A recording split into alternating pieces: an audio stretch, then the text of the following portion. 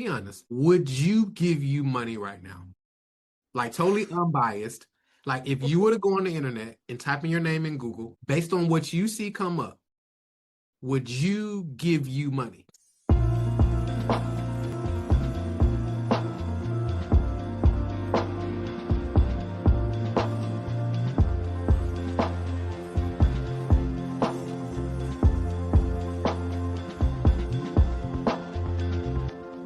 Well, hey, welcome back to the Amanda Kaufman Show. And oh my gosh, I'm so excited because Marquel Russell is joining us today. And he is arguably one of the best when it comes to revenue growth for experts. He's a multi-million dollar revenue generator, a best-selling author, Inc. 5000 CEO, rapid business growth strategist, and an advisor who's been called one of the greatest business growth geniuses of our time. And his genius lies in his innate talent for creating simple systems to strategically grow companies that are more profitable, more scalable, sustainable, enjoyable, and sellable. And on a personal note, he is friendly, he is cool, he breaks things down so it's just so simple. And I know this because I met him while we were in a mastermind years ago, and we've Yeah. remained in touch over social media over the years, and it's just been so exciting to see him do what he does. So hey, welcome to the show. Thank you for having me, Amanda. I'm excited to be here. Oh my gosh. Oh my gosh. So, yeah, I would say the same thing. I love taking the complex and making it simple, but here's my question for you. What makes that so important these days? Because I believe that if you I have this philosophy that I live by, right? It's that if you want to help people, you make it simple. If you want to impress people, you make it complicated. So when I first came into the online business education world, it seemed like everybody was making everything so complicated, right? And you would buy a course or you would buy a program, and they give you just enough to buy something else.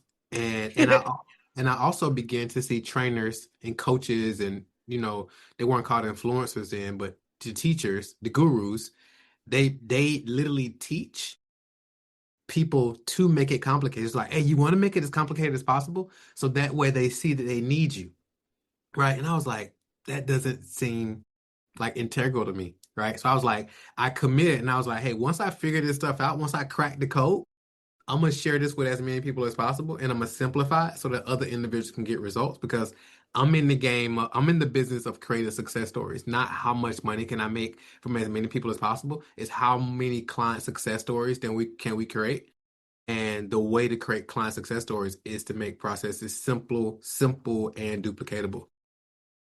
That's it. I mean, do you really have a good solution if it's not duplicatable? If you're the only person who could ever do it, like that's such an egoic approach. And when I was newer as an entrepreneur, I definitely fell into that mindset, so I'm not like perfect or anything either, but I feel exactly the same way that if you are not creating results for other people yet, Yeah. then you need to develop the skills to be able to do so because that is the real value unlock. And you don't have to trick people into liking you. You don't have to like do all these acrobatic things. You can just like, I know it sounds so trite, but you can really just be yourself. Yeah. And that's the most attractive thing you can possibly be. Yeah. So these days, what I wanted to ask you about specifically is like, what are you seeing right now in the success stories of your students? There's a lot of change lately with AI. There's so much heartache and frustration and division that's happening just in the world in general. Not a political statement or anything, but just the fact I said not a political statement, like that's kind of the world we're in right now. It's a lot of separations, a lot of vitriol, it's a lot of frustration. And, how is this affecting success, do you think? Yeah, I think the biggest thing that I'm seeing is that two things, right? Well, actually three things. So number one is depending on your marketing process. And some people are saying like, hey, my marketing I used to do a year ago or 2 years ago or 3 years ago isn't working as effectively no more. They're like, hey, I'm spending even more money on ads.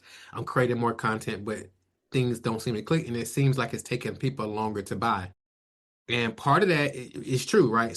In some respects, it's taking individuals longer to buy because There's so many voices, there's so many voices, there's so many options, there's so many platforms, and which erodes trust because you don't like know who to listen to. And a lot of people have been jaded and they bought different things and people didn't deliver. So people take more time to kind of do the due diligence.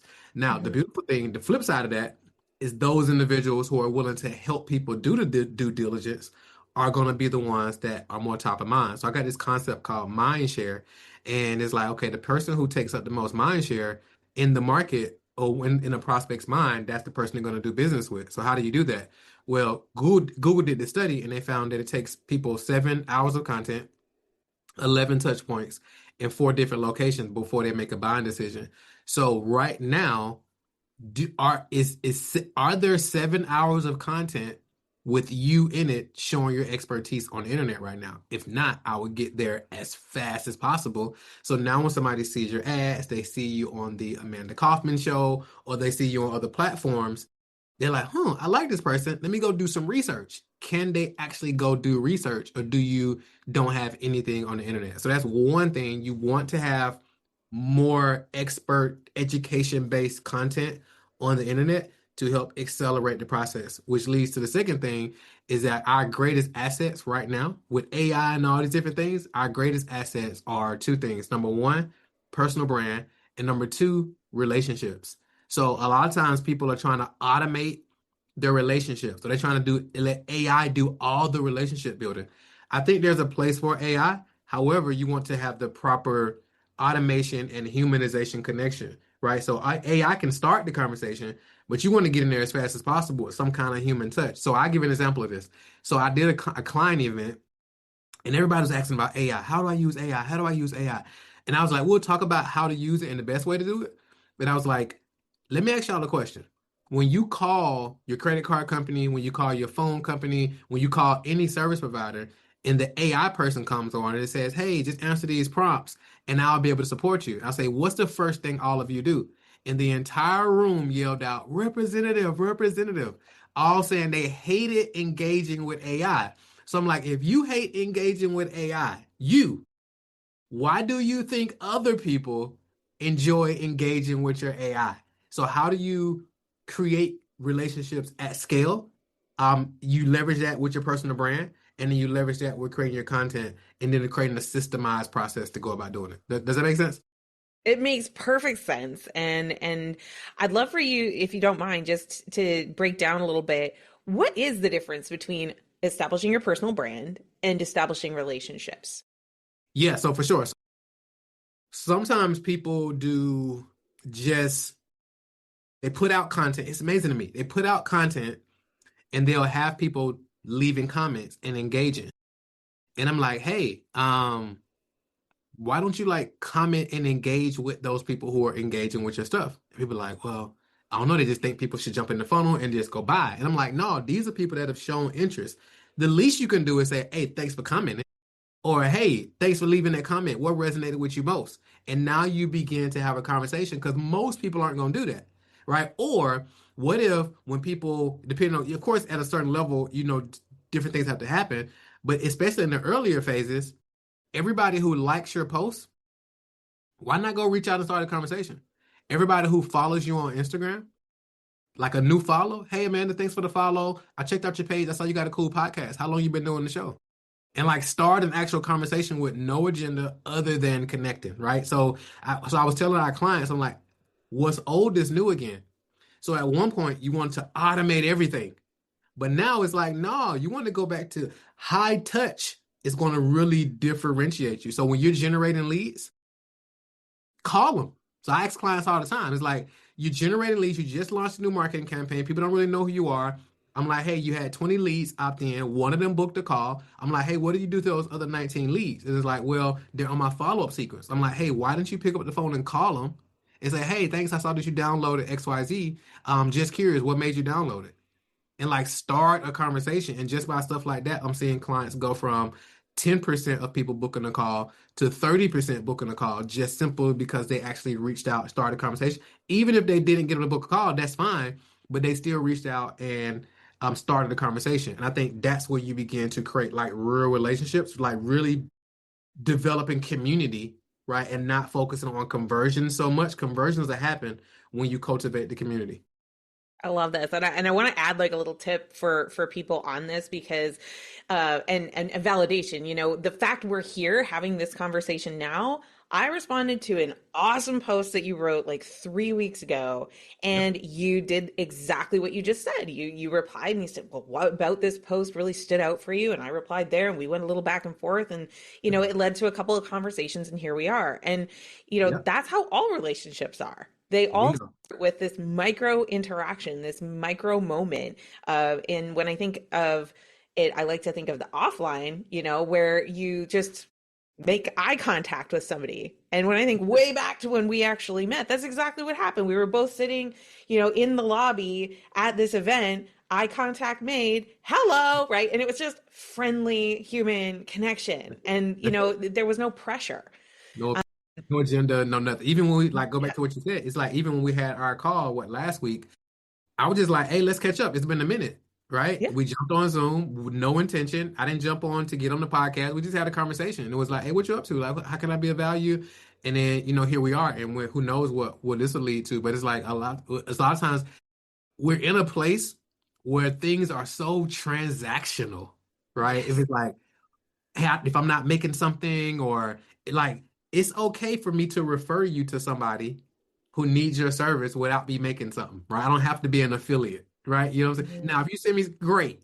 But it's like we can actually have a conversation or we can jump on Zoom to have a quick catch up just because, right? It doesn't have to be like, I need to make money every single time and it has to lead to a conversion. It's like, how do you develop real, genuine connections? And I think the people who do that, because sometimes a lot of times people will be in my comments or they'll be in my DMs and they'll be like, is this Marco or is this somebody on the team?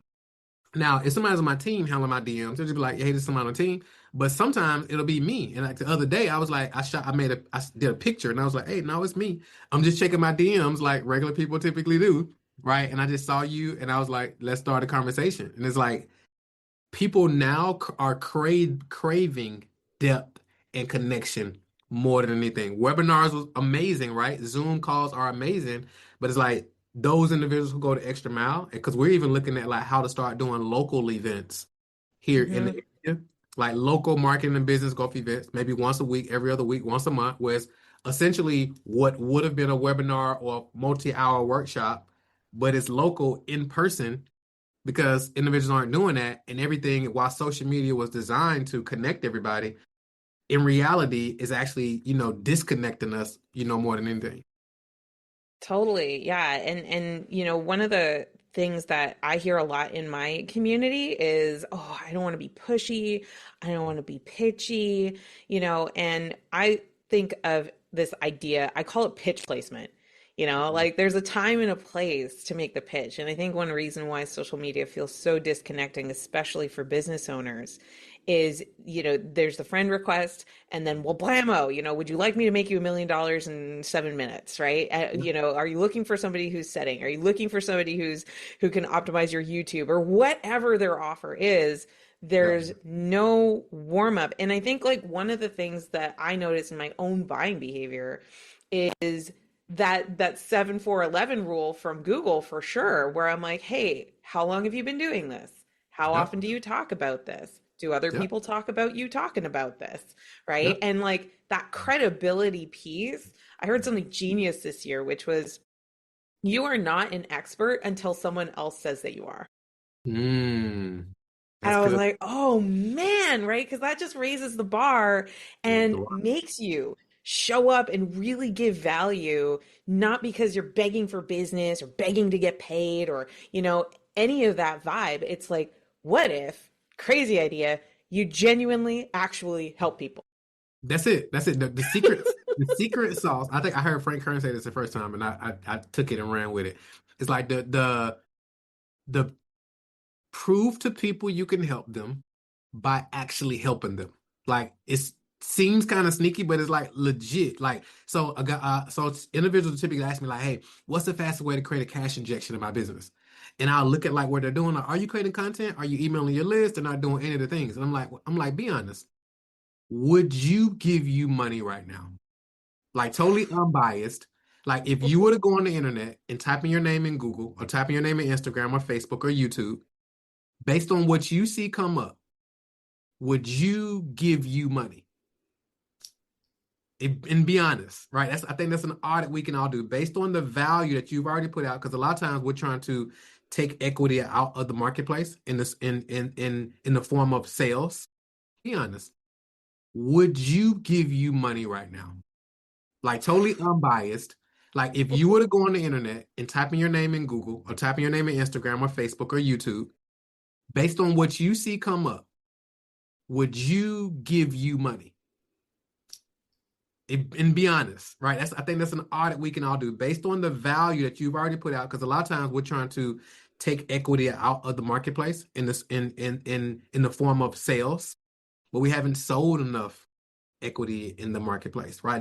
We'll look at individuals who have a million followers on Instagram, but we'll overlook the 300 and some thousand posts that they've made, right? Or we'll see all the subscribers, but we'll overlook the we say a million subscribers. I want to get to a million subscribers, but we'll overlook the 5,000 videos that they've uploaded, right? So it's like we miss that type of stuff, but we just want to jump right into actual conversions in the millions of dollars without the actual sowing of the seeds. Yeah. Oh my gosh. It's so true. Lately in my coaching conversations, I'm really calling people out a bit, just friendly jab. I'm like, everybody wants more money. Yep. Like everybody. And like even people who swear it off and say like, well, money's not important to me. They want it the most, right? Yep. Because there's this confusion about how is value actually created, Mm-hmm. and it's always in the eye of the beholder, not in yours. It's in the eye of the beholder. So like that connection or that willingness to connect on the level of like you have a desire, it's a deep desire, you're experiencing the pain of not achieving whatever that goal is or becoming who you want to be or just doing what you want to do. And it's like, how can you, instead of thinking like, how can I insert myself into your attention? How can I insert myself into your success and make sure that you are achieving the goals that are important to you? Because there's so much value that's just waiting for people that want to be of service and to actually do it and kind of get out of the money's not important to me or money's so important to me kind of games and go like, hey, that's a secondary secondary consequence. Yeah. I agree 100%. Amazing. So, hey, if people wanted to follow you and see what you're up to next, what's the best way to do that? So it's real simple. Whatever your favorite social media platform on, whether that's Instagram, LinkedIn, Facebook, TikTok, whatever, just my name, Marquel Russell, Marquel Russell. Come over there, connect with me, send me a DM, let's connect. Or and I got a ton of resources for business owners who are looking to grow and scale while working less hours. If you go to scalemadeeasy.com, so just scalemadeeasy.com, got a lot of cool resources that you can dive into for free. That's super awesome. And we're going to have the links for you, dear listener, in the show notes. So if you didn't quite catch it, just check the description of wherever you happen to be listening to this. We'll make sure that you have those links to check all of that out. Thank you so much for your time today and just bringing it like you always do. It's awesome. Appreciate it. Yeah, so good. And hey, dear listener, make sure that you hit subscribe so you don't miss another episode. And if this resonated for you, if it sparked something in you, I'll bet you've got a few friends that would love to hear this same short episode. Just grab the link and share it with them on text or messenger, make it nice and easy for them. And hey, if you're just like really loving what you're hearing, do make sure you leave a review. I know it's a little bit of a pain. It takes you out of your way, but it really makes a huge difference because it helps people choose the show when they're trying to decide among all the different options. And we always, always, always appreciate an honest review. Until our next episode, I just want to remind you, do what matters and help other people do that too.